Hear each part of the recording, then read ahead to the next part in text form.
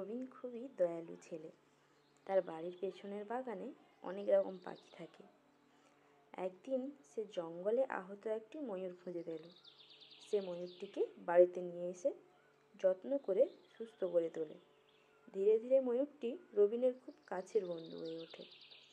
একদিন সকালে রবিন দেখে ময়ূরটি একটি সোনালি ডিম পেড়েছে।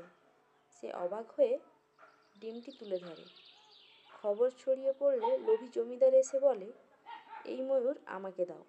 রবিন রাজি হয়নি। লোভে অন্ধ জমিদার রাতে চুপি চুপি এসে ময়ূর চুরি করে নিয়ে যায়। কিন্তু পরদিন সে দেখে ময়ূরটি আর সোনালি ডিম দিচ্ছে না। হতাশ হয়ে সে ময়ূরটিকে ছেড়ে দেয়। ময়ূর উড়ে রবিনের কাছে ফিরে আসে।